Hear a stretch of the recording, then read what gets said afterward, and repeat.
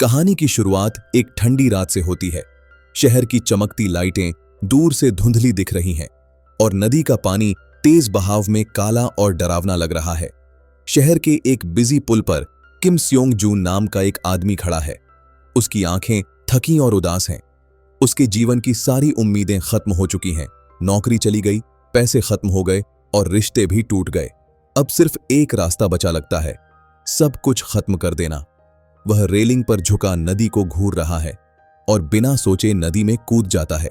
किसी को पता नहीं चलता कि एक इंसान चुपचाप गायब हो गया, लेकिन किस्मत अजीब खेल खेलती है। नदी का तेज बहाव किम को डुबोने की बजाय उसे बहाकर दूर एक छोटे सुनसान टापू पर ले आता है। तैरना उसे बिल्कुल नहीं आता, फिर भी वह बच जाता है। उसे समझ आता है कि वह नदी के बीच एक छोटे टापू पर फंस गया है। पुल के खंभे चिकने और सीधे हैं, जिन पर चढ़ना नामुमकिन है। उसका फोन भी पानी में खराब हो चुका है। मजबूरी में वह रेत पर उंगली से बड़े अक्षरों में हेल्प लिखता है। सोचता है शायद कोई जहाज देख ले, लेकिन रात हो जाती है और कोई नहीं आता। अगली सुबह एक बड़े जहाज का हॉर्न सुनाई देता है। किम खुशी से उछल पड़ता है।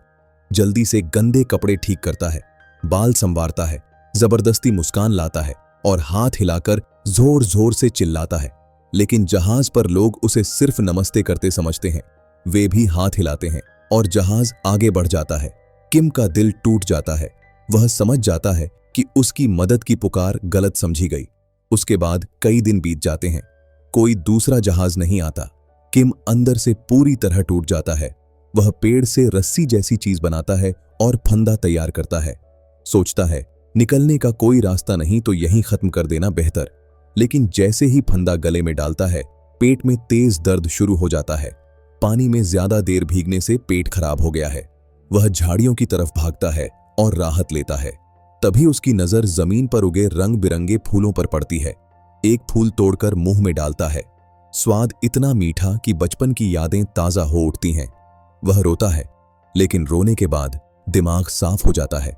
मौत का डर कम लगने लगता है। वह नदी का गंदा पानी पीता है, मशरूम खाता है, रात में क्रेडिट कार्ड निकालता है और सोचता है मरना ही है तो बिल की चिंता क्यों। सारी भड़ास निकालकर उसे अजीब राहत मिलती है।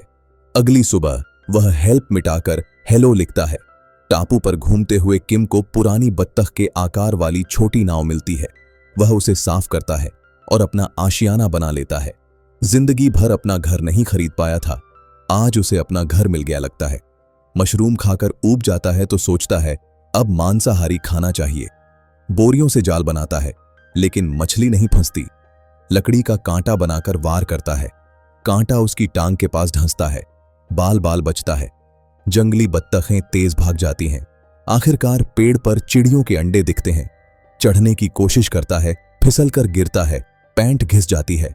वह खुद पर हंसता है। शहर में भी निकम्मा था, यहां भी वही हाल। एक दिन रेत में साबुन की बोतल मिलती है। बाल धोते समय देखता है कि मछलियां मरी तैर रही हैं। साबुन जहरीला था, लेकिन अब खाने को मछली है। उन्हें पकाकर मजे से खाता है। अगले दिन वही जंगली मुर्गा मरा पड़ा मिलता है जो उसकी हड्डियां चुराता था। अब रोस्टेड चिकन तैयार है। चिकन खाते हुए सोचता है यह जिंदगी नीरस लगती है, लेकिन इसमें गहरी शांति है।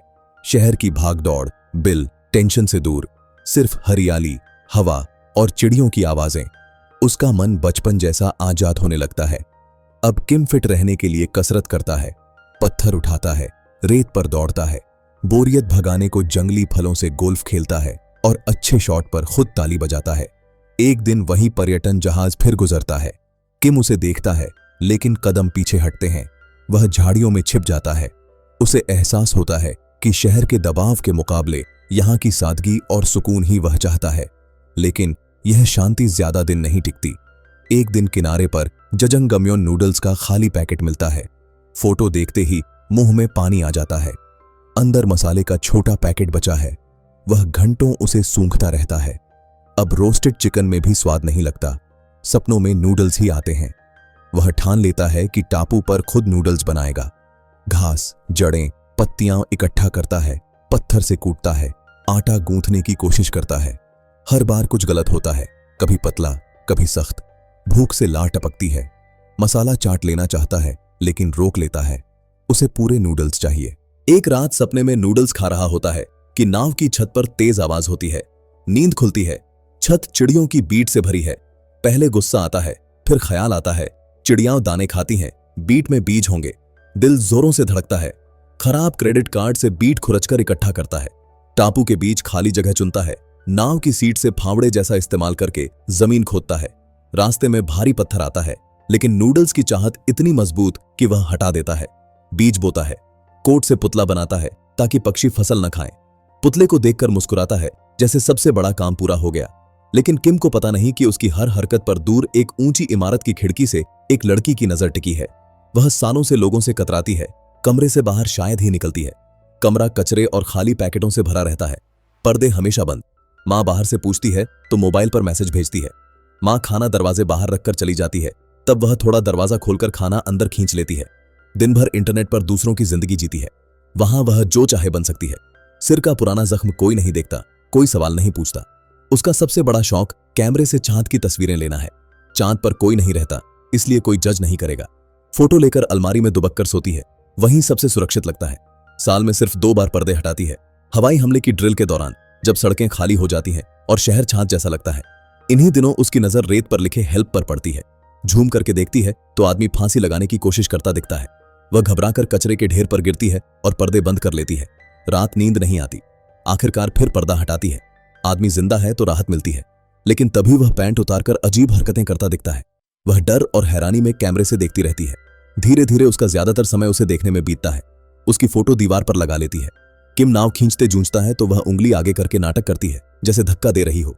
किम को देखकर पहली बार किसी से बात करने की इच्छा जागती है।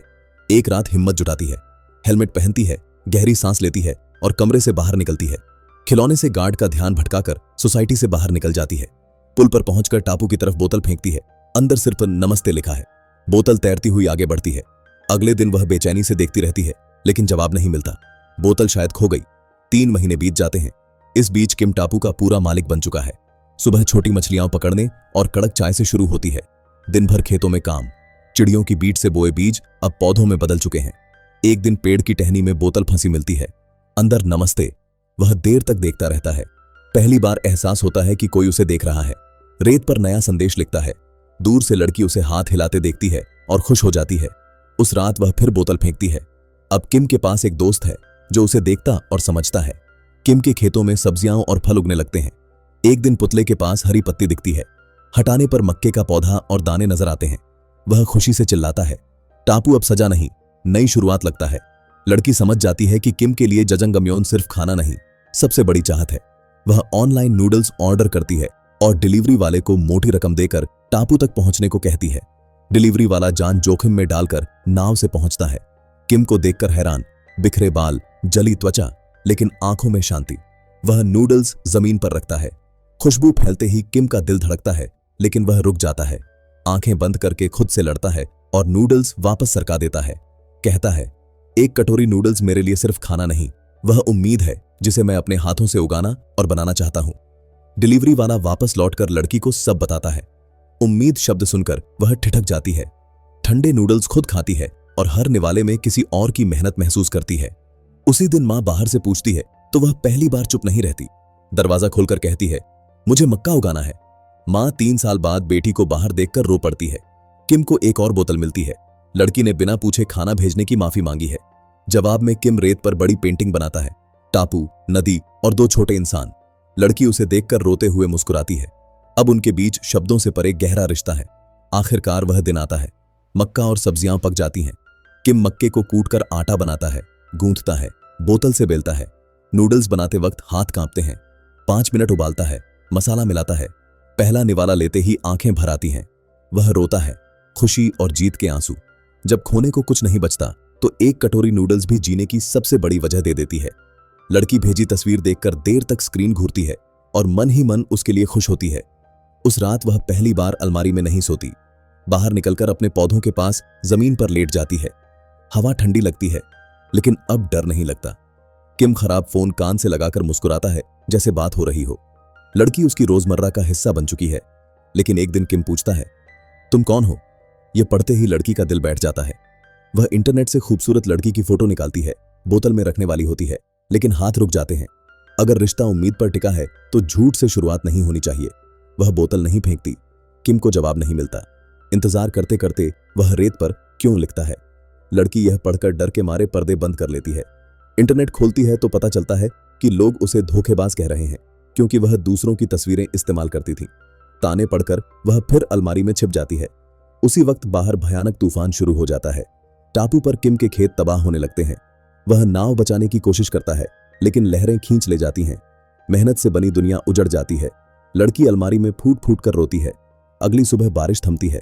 लड़की कैमरे से देखती है तो किम बेहाल पड़ा है। तभी पुलिस पहुंचती है। किम भागने की कोशिश करता है, लेकिन पुलिस उसे पकड़कर मारते पीटते ले जाती है। वह गिड़गिड़ाता है, मुझे मत ले जाओ, किसी के जवाब का इंतजार है। कोई नहीं सुनता।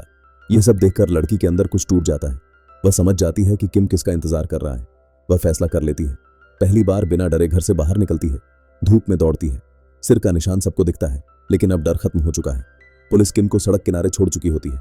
टूटा किम फिर उसी ऊंची इमारत की तरफ चल पड़ता है जहां से सब शुरू हुआ था।